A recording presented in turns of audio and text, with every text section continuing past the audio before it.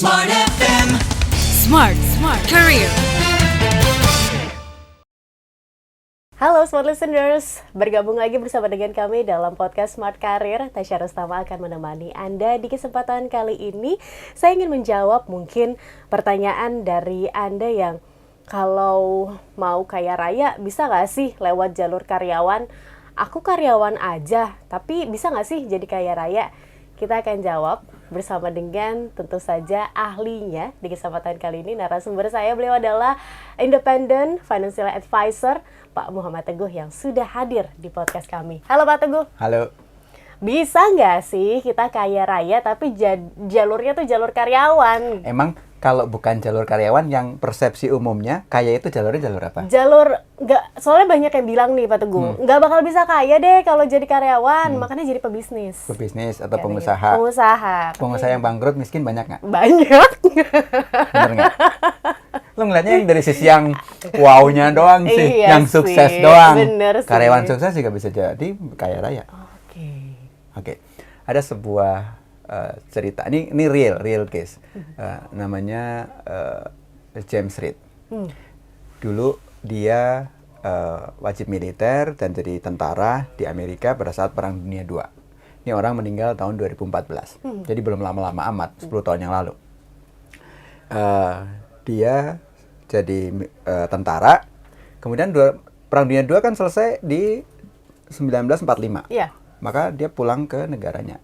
Pada saat itu Amerika mengalami lonjakan pengangguran. Oke. Kenapa pengangguran? Karena banyak militer yang pulang kan, banyak tentara yang pulang, Iya. yang nggak ada kerjaan kan. Iya. Nah, si Reed ini jadi petugas SPBU, ngisi pom bensin. Oke. Gitu. Dari tentara jadi petugas SPBU. Gajinya $50 doang, sepekan. Sekitar 700-800 ribu sepekan. Berarti sebulan nggak nyampe UMR-nya DKI Jakarta nih. Iya. Di bawah Sekitar UMR tuh. 3 ya? 3 juta. setengah, Ya.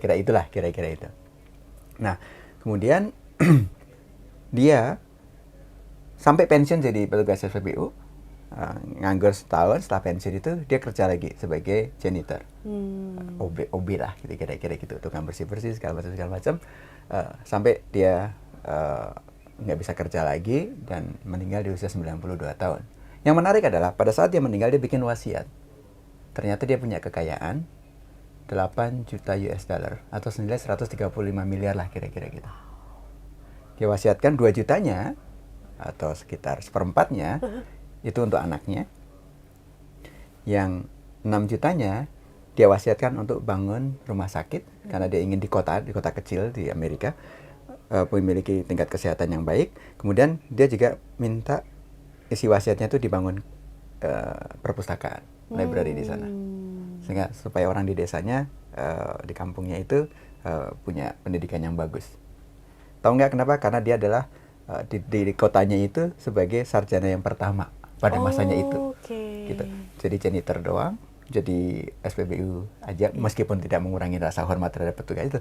Tapi yang dia lakukan adalah dia berinvestasi setiap dia terima uang.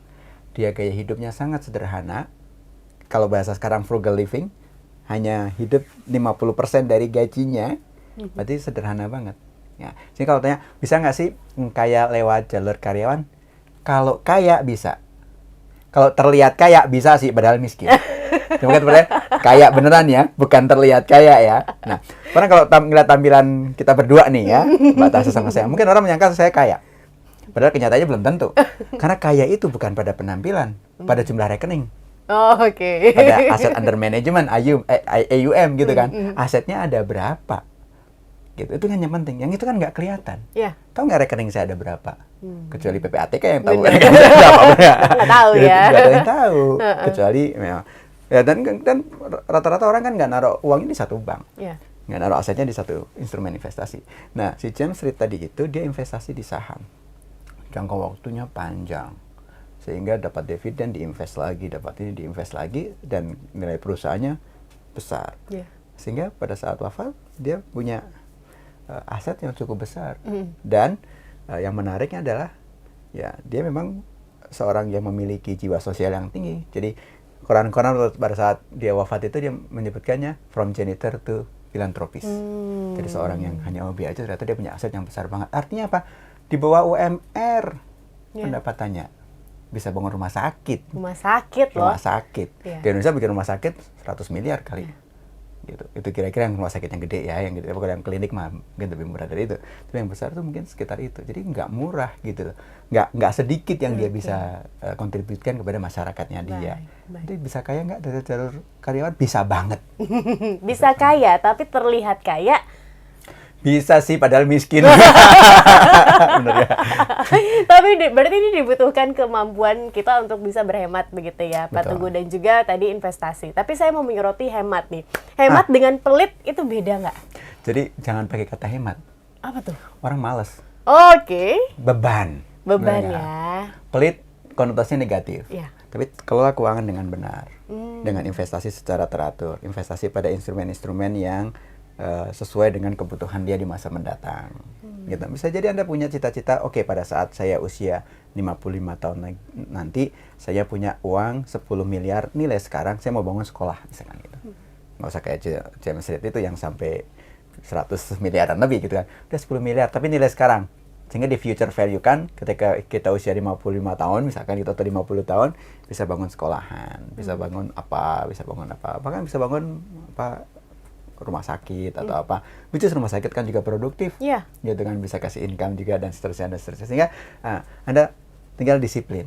Setiap bulan Anda harus investasi berapa, instrumen investasi apa yang bisa Anda gunakan. Karena instrumen investasi itu kan alat, Oke. bukan tujuan. Jadi kadang suka, saya mau nabung, tujuannya buat apa? Buat beli saham. Beli saham itu bukan tujuan. Beli saham itu alat untuk mencapai tujuan. Saya mau investasi di saham untuk nanti saya hidup pada saat saya pensiun. Untuk saya nanti nyekolahkan anak saya sampai S2, S3. Orang tua saya itu, sedikit cerita, nggak lulus SMA. Dua-duanya. Tapi anaknya S2. Wow. Dibiayai dari orang tua. Meskipun kita ada beasiswa biasa lah ya. Tapi, masa kita yang S2 anaknya terus S1 doang? Iya. Ya minimal S3 lah, kan gitu kira-kira kan gitu kan.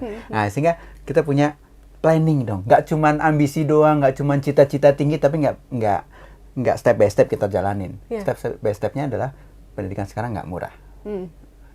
Sehingga kita harus invest dari mulai anak itu lahir, atau bahkan anak itu belum lahir, kita udah mulai invest. Sehingga pada saat itu membutuhkan untuk biaya kuliah, S1, S2, bahkan mungkin S3, kita bisa support. Meskipun kita juga harus didik anak kita untuk cari juga bekal untuk dirinya sendiri, mulai ini nggak ngegantungin sama kita. Karena pendidikan kan bukan hanya sekedar akademik, benar nggak? Skill of life-nya juga harus dibangun juga buat anak kita. Gitu. Berarti YOLO atau You Only Live Once itu sebenarnya udah nggak relevan ya di sekarang ini ya, Pak? Itu penyakit. Teguh. Itu penyakit.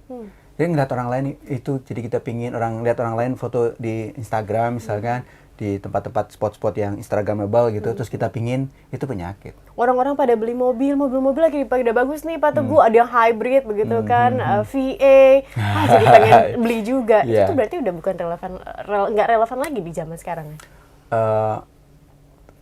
Bisa jadi relevan ketika memang Anda punya uangnya. Gitu ya. Dan Anda punya kebutuhan itu. Seorang punya kebutuhan, kemudian memilih mobil sesuai dengan kebutuhannya dia, ya fine-fine aja. Nggak ada masalah. Karena misalkan dia beli dengan mobil dengan harga 1 miliar, asetnya jangan-jangan 100 miliar. Nggak ada isu dong. Nggak ada isu. Tapi kalau Anda punya aset 200 juta, pingin punya mobil 500 juta. Iya. Berarti ngutang. Siap ini aja ya, sesak napas. Kenapa? Berarti kan Anda menikmati sesuatu yang sebetulnya belum menjadi level Anda tuh, level itu gitu kan. Sehingga ya udahlah, hiduplah sesuai dengan levelnya aja. Nggak apa-apa beli. Tapi gini, kadang-kadang orang maksain atau ada pertanyaan tuh, gaji UMR atau gaji karyawan menjadi kaya itu bisa nggak sih beli mobil? Gitu. Atau beli rumah, Pak Teguh? Beli rumah. Kalau rumah mungkin harus dipaksain. Datanya menunjukkan 72% masyarakat Indonesia membeli rumah itu dengan KPR. Karena nggak kekejar nih kalau nungguin punya uangnya segala macam, sementara gaya hidup yang tinggal dengan cara sewa atau sewa apartemen atau apa belum begitu ini. masih ada pride kalau kita punya rumah. Yeah. Nah, masyarakat kita punya value itu. Sehingga agak maksain oke lah. Karena kenapa maksain oke? Karena value rumah mostly akan naik. Ya. Nah, sementara kalau kendaraan rata-rata turun. Sehingga, Pak, kalau gaji saya segini, kayak gaji segitu tuh nggak bisa beli mobil ya? Nggak bisa, jadi ya. Tapi emang perlu beli mobil? Ya, ditanyakan lagi kepada diri kita sendiri. Memang perlu mobil? Seperlu apa? Di saat kita transportasi umum oke, transportasi online yang nikmatnya juga sama, nggak mikirin ganti oli, nggak mikirin perpanjang STNK, nggak mikirin juga nyuci mobilnya, bener nggak? Kita bisa menikmati juga. Bahkan kita bisa ambil yang premium misalkan gitu kan, kalau emang lebih nyaman lagi, dengan harga yang udah kita bayar saat itu, that's it, nggak perlu mikirin oli, bensin, dan sebagainya. Udah, dengan mikirin tolnya doang, which is itu sama kan, kita juga harus bayar tol juga. Sehingga rasanya hidup sekarang nggak harus memiliki segalanya, tapi bisa menggunakan segalanya dengan cara outsourcing, dengan cara bernyewa dan sebagainya. Kayak transportasi online itu kan sebenarnya kan bukan milik kita, tapi kita bisa menggunakannya kan gitu. Gitu. Baik, tapi kalau dihitung-hitung secara ini ya, kalkulasi mungkin Pak Teguh, kita menggunakan transportasi online dengan kita punya kendaraan itu sendiri, apakah jauh perbedaannya? Tergantung kendaraannya apa. Kalau kendaraannya mobil, saya pernah berhitung. Kalau transportasi online kan berarti kita disupirin. Kalau kendaraan mobil, kalau kita juga disupirin dengan apple to apple perbandingannya, berarti kan kita harus ngitung juga variabel gaji driver. Oke. Kemudian kalau transportasi umum kita tiap hari nih ke kantor, pakai transportasi online gitu, yang online lah ya, yang kita private, benar-benar kita ada di mobil itu sendirian gitu.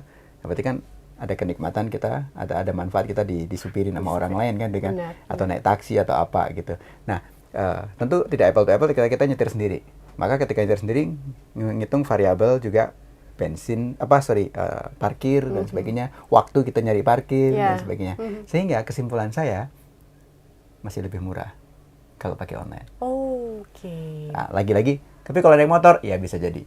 Apalagi kalau Anda combine nih, nggak tiap hari ngantor. Masih ada sebagian perusahaan yang nggak setiap hari di kantor, bisa WFA dan sebagainya, atau mobilitas Anda nggak terlalu jauh-jauh amat gitu, atau juga Anda masih nyaman-nyaman aja kok naik MRT, naik KRL, naik bis, naik segala macam angkutan umum, nyaman-nyaman aja. Kenapa harus maksain harus punya mobil sih? Dan bayar STNK, bayar segala macam lah. Servisnya, aduh, itu kan juga makan biaya dan juga makan waktu ya Pak Teguh ya. Mungkin sedikit sebagai penutup kita, apa sih yang menyebabkan orang-orang tuh masih juga nggak mau investasi Pak Teguh? Seperti kita udah tahu nih manfaatnya, kemudian keuntungannya, belum lagi ada contohnya yang bikin mereka tetap tidak terbuka begitu Pak Teguh untuk bisa investasi dan juga saving atau menabung. Satu hal yang sering orang tidak mau berinvestasi adalah ketika mereka bertanya gini, Pak Teguh, apakah investasi mungkin rugi? Jawabannya mungkin, ada yang nggak mau. Jadi maunya untung aja, tapi nggak mau cover risikonya. Nah, ini bahaya. Kalau hanya untung aja, khawatirnya kita akan terjebak pada investasi yang bodong, yang menjanjikan untung, atau dikasih ini dulu, dikasih panjar dulu, dibikin untung dulu nih, sebulan, 2 bulan, 3 bulan, pokoknya sampai 6 bulan, habis itu dijeblokin. Nah, ini banyak sekali kejadian. Sehingga Anda harus ketika mau berinvestasi memang harus sedikit baca lah ya, risiko investasinya kayak gimana, gitu. Terus pakai uang yang kayak gimana supaya kalau investasi ini berisiko nggak ganggu bayar sekolah anak, nggak ganggu makan sehari-hari, bayar listrik, bayar telepon segala macam, nggak ganggu itu. Maka kita harus pinter memilah mana uang yang kita investasiin yang memang ada probability untuk rugi, mana investasi yang harus aman. Investasi untuk sekolah anak harus yang aman, nggak boleh yang berisiko tinggi, misalkan gitu. Tapi pakai kripto. Oh, itu bahaya banget. Tapi misalkan yang itu sih saya sih nggak begitu ini. Misalkan investasi saham, relatif investasinya risikonya tinggi. Tapi tujuannya untuk traveling 5 tahun sekali misalkan gitu. Traveling ke agak jauh, ke Labuan Bajo lah, ke mana, ke bahkan ke luar negeri misalkan gitu. Investasinya di saham nggak apa-apa.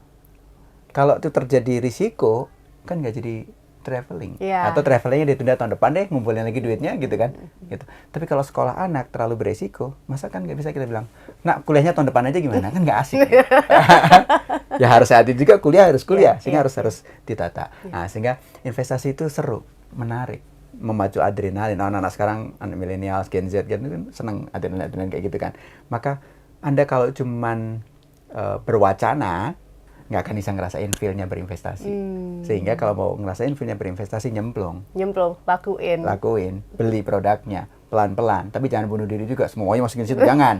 Pelan-pelan aja, setiap bulan 10%, 20% dari income-nya masukin, sambil dinikmati, sambil belajar. Never ending lah untuk belajar, terus belajar, sehingga kita mengasah juga kemampuan kita untuk berinvestasi dan mengenal instrumen-instrumen investasi. Menariknya sekarang, investasi bisa dengan receh. Oke, 10.000, 20.000 udah bisa ya, Pak? Udah bisa banget. Dulu waktu saya pertama fresh graduate itu tahun 2000 awal, itu beli saham itu harus minimum punya deposit itu 50 juta. Wow. Kemudian diturunin 25 juta. Nggak bisa beli juga meskipun kita udah kerja waktu itu. Kemudian diturunin 10 juta. Hari ini 100.000 udah bisa beli saham. Beli reksadana 10.000, 20.000 udah bisa beli. Dulu 250.000 waktu saya fresh graduate. Maka investasi pertama saya dulu adalah pada reksadana. Karena 250.000 bisa lah ya karyawan waktu itu beli gitu ya. Nah, sekarang beli saham, beli reksadana, beli instrumen investasi sukuk negara, obligasi negara itu sekarang dengan 1 juta juga udah bisa. Jadi mudah banget sekarang, nggak ada lagi halangan, handicap Anda untuk nggak investasi, udah ketinggalan zaman kalau nggak investasi. Dan semoga lewat jalur investasi bisa membuat Anda kaya raya dari jalur karyawan. Terima kasih banyak Pak Teguh. Semangat Smart Listeners untuk Anda ingin mengejar kebahagiaan dan rasa cukup yang Anda miliki masing-masing. Dan ini dia akhir dari pembicaraan kami dalam podcast Smart Career. Kami berdua pamit undur diri. Terima kasih dan sampai jumpa. Smart FM. Smart Career. Make your future better.